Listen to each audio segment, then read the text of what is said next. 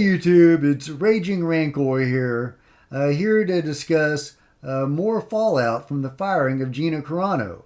A brand new rumor claims that viewership on the Walt Disney Company streaming service, Disney Plus, has cratered since the company fired and lied about the Mandalorian star Gina Carano. Back in February, Disney and Lucasfilm fired Carano through a press statement issued to a number of media outlets. Oh, before I get into the article any further, please hit like, please share, and comment below as I'm talking and reading and commenting on the article to let me know what you think about the firing of Gina Carano and how Disney is handling this whole mess. Okay, here we go. Continuing. The statement read, Gina Carano is not currently employed by Lucasfilm, and there are no plans for her to be in the future. It added, nevertheless, her social media posts denigrating people based on their cultural and religious identities are abhorrent and unacceptable. The second sentence is a complete and utter lie. And yes, it is. Gina Carano did not denigrate people based on their cultural and religious identities. Instead, she shared a screenshot to her Instagram stories.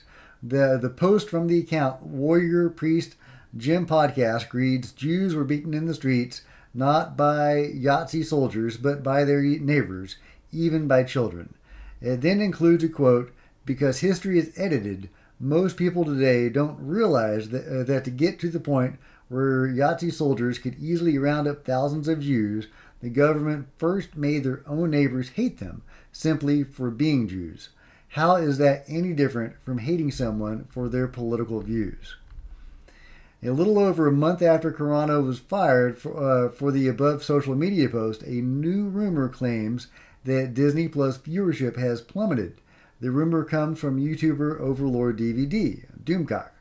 He quotes his sources saying, WandaVision did okay, rounding out at 7.45 million average views per episode. While this number could and most likely will go up, it is too soon to tell how much rewatchability the show has.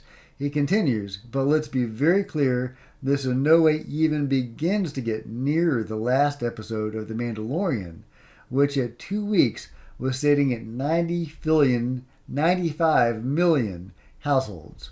Overlord DVD would also detail that Disney's latest theatrical release, Raya and the Lost Dragon, has fared poorly on the streaming service as well. He says Raya the Last Dragon has also done very poorly according to this source, somewhere in the neighborhood of 3 million views. Wow, 3 million versus 95 million. He goes on to claim that due to the film's poor performance that Disney might lower the cost of their premiere access films like Black Widow and Cruella. Overlord DVD notes it could be lowered to like 20 to 25 bucks. Overlord DVD then states, in the opinion of this source, looking at this data, Disney Plus may be close to hitting a subscription ceiling. Allegedly, according to this source, new subs are way down, almost 63.9% from just a few weeks ago. So, almost half. That's huge. He continues, this source believes Carano's firing did have a substantial impact. Before the firing, WandaVision was easily getting up to 5 million views on one night. After the firing, WandaVision episodes were struggling to get over 2 million if this source is correct.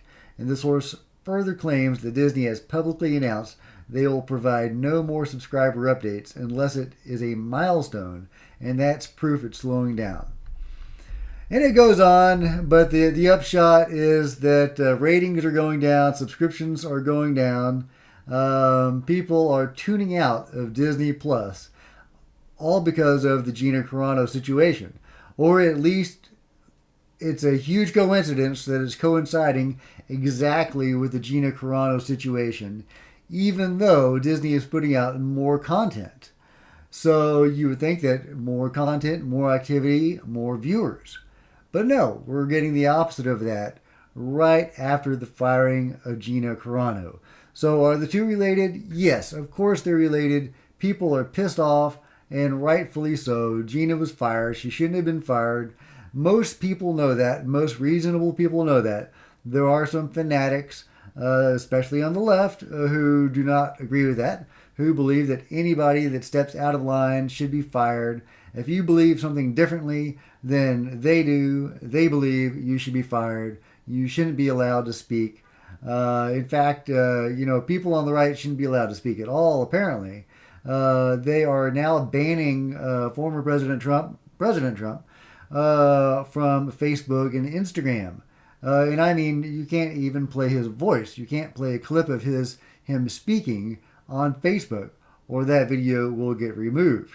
Supposedly, that was the reason given for them removing the interview between Trump and his daughter.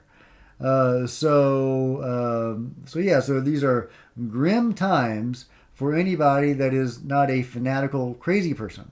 If you are in the center or on the right, or even on the left, but not a fanatic, you have to be very alarmed by this chain of events where freedom of speech is massively under attack, and it's hard to see a way out of it, except if if people can convince the powers that be that it is not in their best interests to limit people's free speech. So you see this mass exodus from Disney Plus.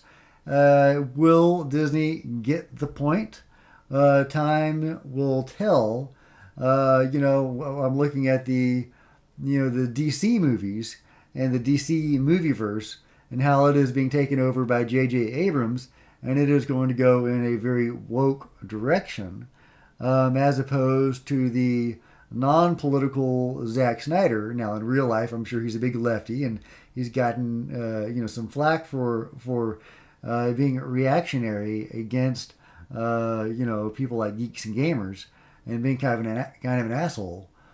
And that's really too bad. But his movies are non-political, and at least up until now. Now, like with the rest of Hollywood, he may have been dragged to the left, and he may now make propaganda movies as opposed to just movies. So I hope that doesn't happen. But if DC were smart, or if Warner Brothers were smart, they would continue the Zack Snyder universe and those characters. But it looks like they are going in a more political and worse direction. Because J.J. Abrams' movies, he has been the death of Star Wars and Star Trek. So I have no hope at all that he will be anything but toxic for DC, which is unfortunate because I actually like J.J. Abrams, or at least I used to. I'm a huge fan of Lost, for example, and I really enjoyed Alias. I think his TV shows, he's really good at TV shows. Movies, not so much, and I wish that he would just go back to TV, frankly. But he's not, and so I think that we need to make our voices heard, and this is one way that people are making their voices heard, by voting with their wallet. And that's a powerful way to make your voice heard, especially in this day and age. So, my hat's off to those people that are, getting Disney to wake up. Hopefully. We'll see how it all plays out. Anyway, those are my thoughts. What do you think about all this? Please let me know in the comments below. And remember to give this video a huge thumbs up, smash the like button, hit the subscribe button so you can stay up to date on all things Raging Rancor. And until next time, Jack out.